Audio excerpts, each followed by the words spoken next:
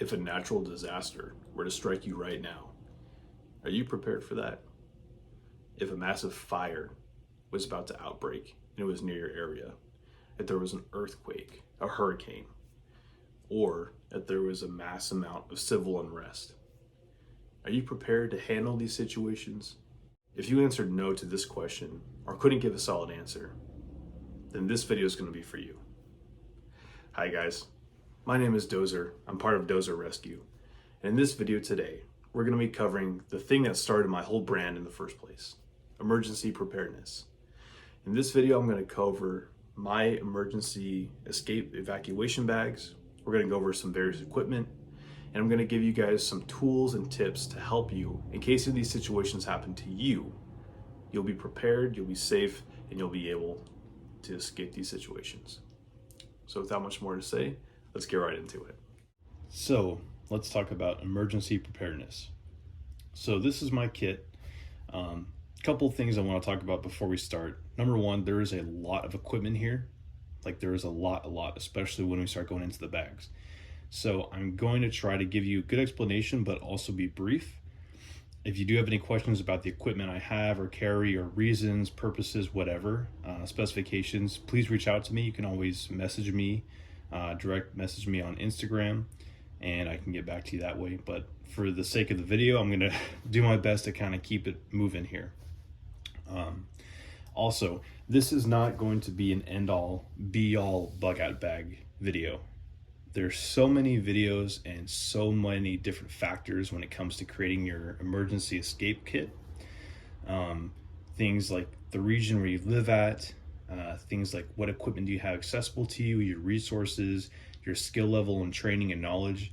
There's a lot of different factors here. So everything you see in this video is going to be based on my knowledge, my setup, my area, and things that I feel that I need to have prepared. So again, please do not take this as this is the definitive loadout for when an emergency strikes.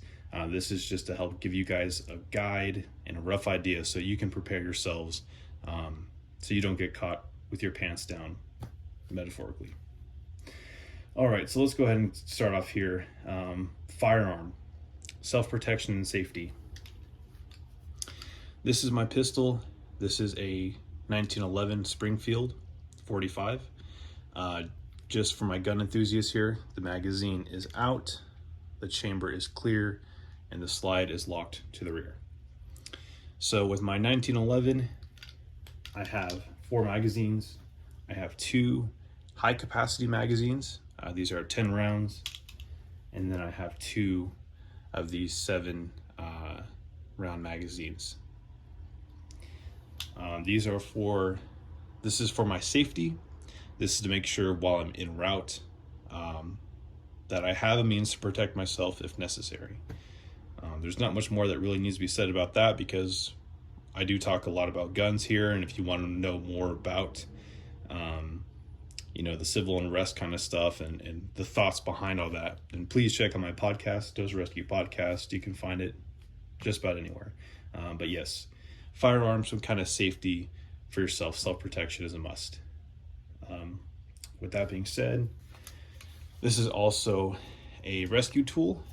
This is a glass breaker on both sides, and it is also a seatbelt cutter. I highly recommend carry this with you. When you're escaping, you're on the go, and you have to get in your car and flee. Accidents can happen. Even though you're trying to avoid a disaster, you may find yourself in a disaster. So having this tool with you, or at least in your car, if you do end up getting stuck in a lake or something like that, or in a river, you have a tool available to cut yourself out of your seatbelt, break yourself out of your window, and get yourself out of there, get yourself to safety. Next we have here, I have a figure 8 plate rated at 50 kilonewtons. I have a locking carabiner, a pair of safety rope gloves,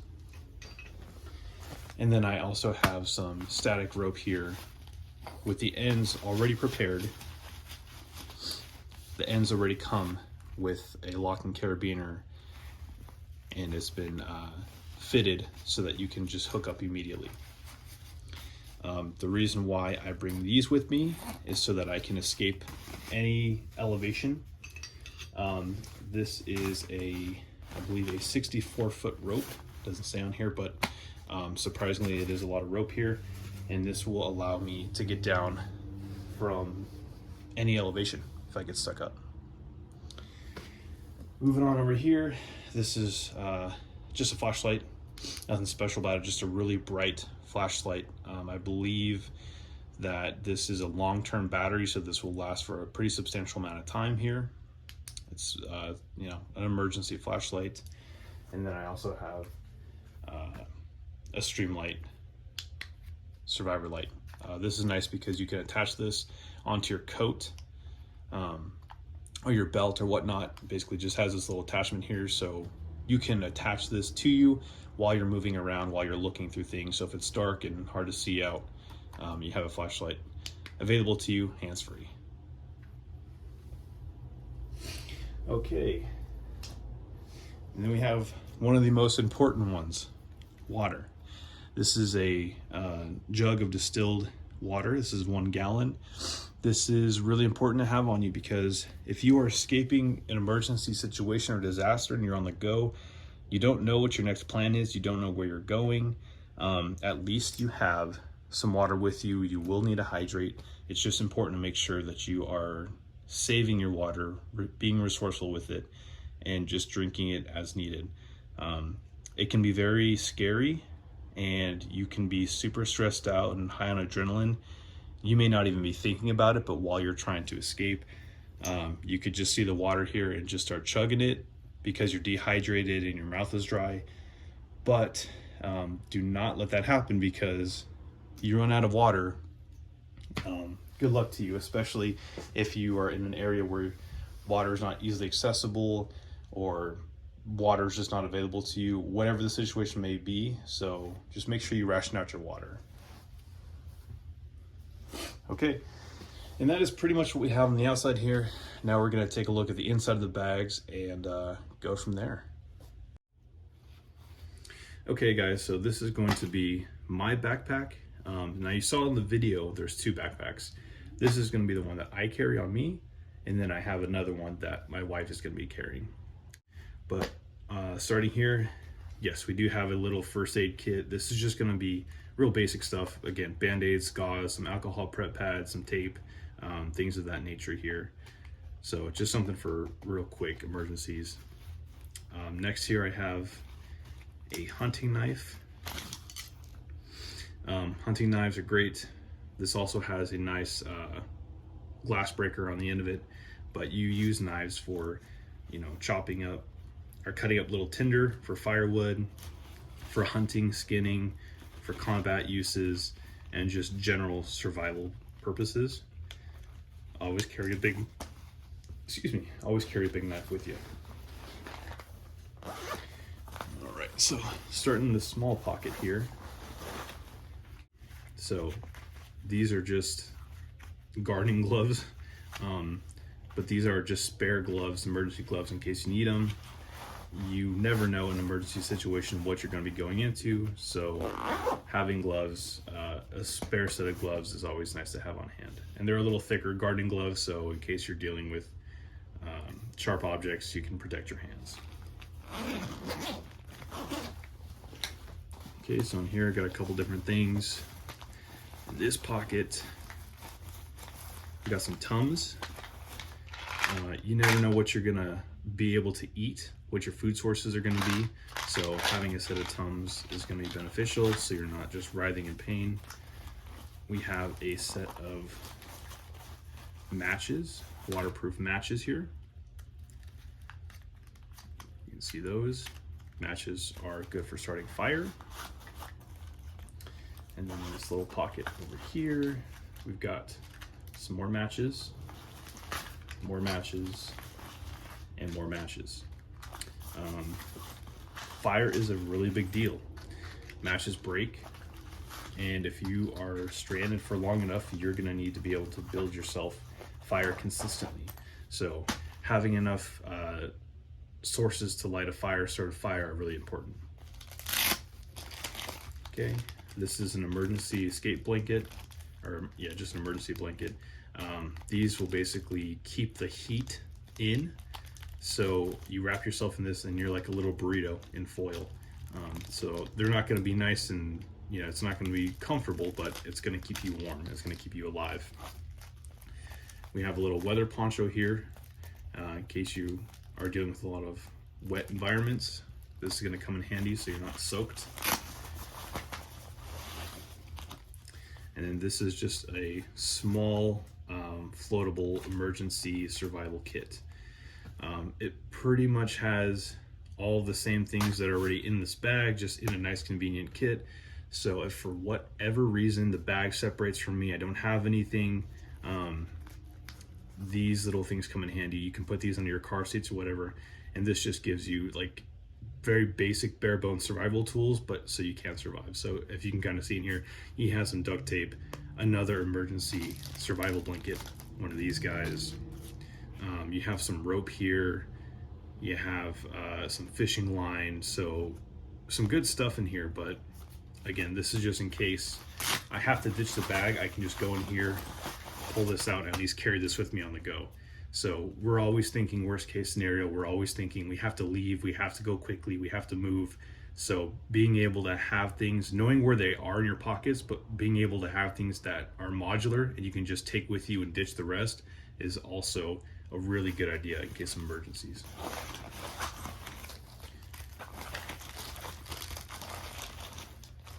Okay, so that's it for that pocket.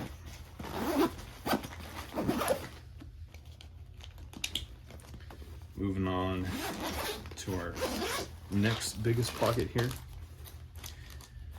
We have another rain poncho. This is a bigger one, so this one you can actually use to create your shelter. You can create a roof with this one. That's why I have two sizes. I have the smaller one, and then this one is a larger poncho. We have some antibacterial wipes here. These are smart to have in case you need to clean off any cuts or debris. You should always have some kind of antibacterial something. We have some face masks. When I built these bags, these were actually built during the COVID pandemic when it first came out. And so we weren't really sure what COVID did or how it affected us. So I did include a pack of face masks just in case, but it's also good to have in case there are, and if there is anything airborne near you or droplets, things of that, just basic PPE. You don't really know what your situation is, and if you don't have like an N95 or something, this is better than nothing. So then here, this is really important. This is an emergency radio. This also has a flashlight to it, and it is solar powered, which is really nice.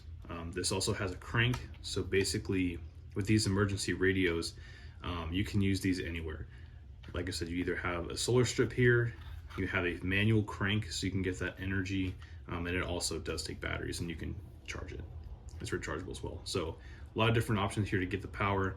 This will help you tune in to hear what's going on in the radio, what's going on in the news, and you can stay updated with alerts and messages. So having an emergency radio is really important. Also, having the instructions to your radio is important because you may forget how to use this. And if you forget how to use it, you want to know the instruction. You want to have the instructions with you so you can figure out how to use it.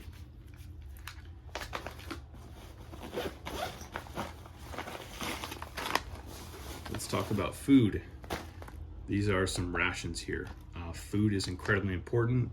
No, I'm not using the military rations. I've had the military rations for years, and civilian rations are much better. So this is the chili mac with beef. I got that one right here. And let me see what's in this pocket. And this is just a Leatherman. This is not a name brand Leatherman, but having a multi-tool in a survival scenario is like your golden ticket. Because if you've never used a multi-tool before, it's exactly what the name is, a multi-tool. A Leatherman is just a brand, but you can see here it has a variety of different tools. Oh, that's sharp. That's good. So you have a mini saw, you have a different saw, rulers, you have Phillips flat. You have a Phillips, you have a flathead, you have a can opener, you have a pair of pliers. On this side, we have a file, we have a knife. Multi-tools are great because you don't need all the standard tools you would normally need. You carry this nice convenient pouch here, and you have almost all the typical tools you would need at your disposal. So I think you guys can kind of get what the point is of all these things unpacking is just a variety. You never know what you're going to get yourself into. So by having a variety of equipment and being prepared for a variety of scenarios, you're going to ensure the highest survivability rate for yourself and your family. All right, moving on to the last pocket here for bag number 1. We have some duct tape, 3 water bottles, and a medical kit. So, I know this seems really basic. I know this seems kind of like a waste of space. Why only carry this stuff here? The reason why this big pocket here is not packed to the brim is so that we can carry other things that we pick up on the go. You can store your jackets or whatnot in here. You need to make sure that you have some room to carry things with you. I know it sounds like the opposite. You want to fill it up, but you actually want to make sure you leave a little bit of room here. The medical kit is important because if you would get separated from your car or you guys are forced to evacuate somewhere where you don't have access to a medical facility, or whatever your situation may be, at least by having a kit like this, you can tackle the most basic interventions and you can take care of yourself.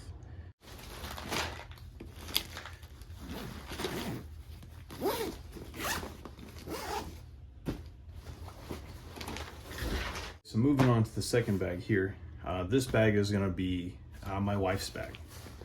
Now everything is pretty much the same, almost identical to the first bag. The main difference here is that in the very largest pocket,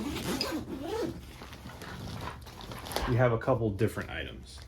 So we still have our water. This medical kit is just a little bit more comprehensive.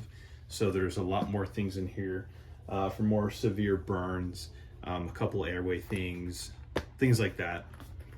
But the most important difference is that if you have small children, you need to think about their food source and how children or babies, infants, are not able to last or survive nearly as long without food.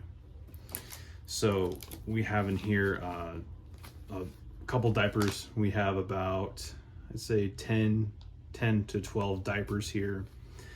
We have some baby formula as an emergency.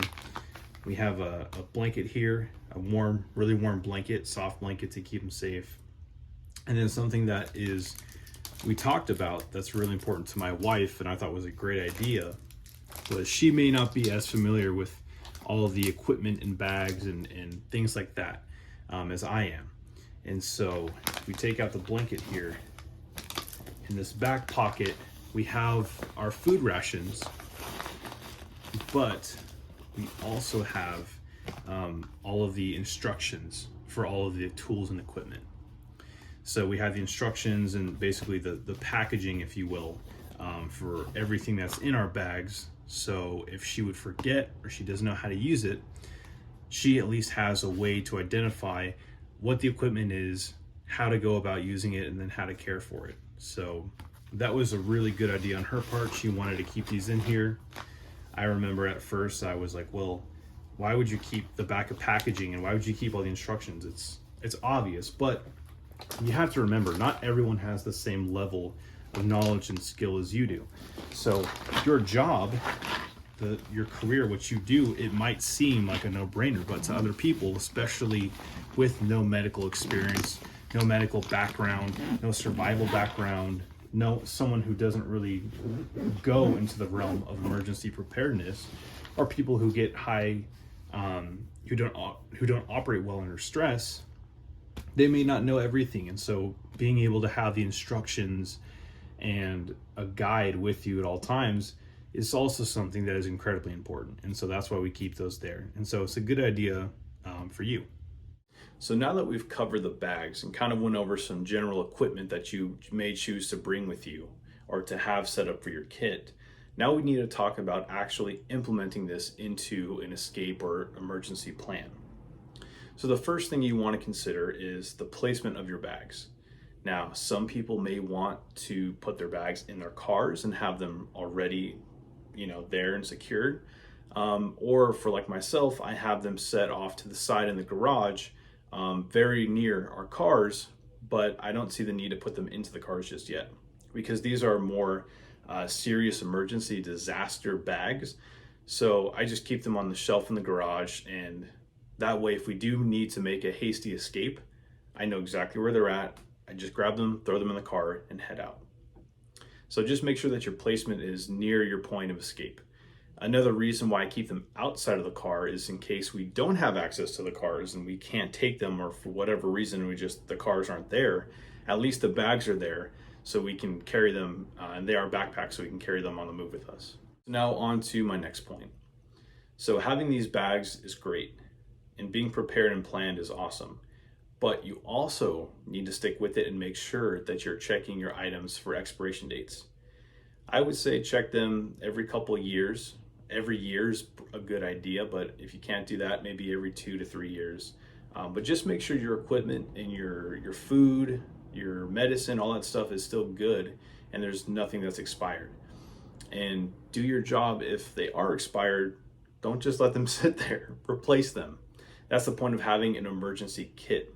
You're preparing for survival. You don't know what the situation could be. You don't know where you are possibly going to be located.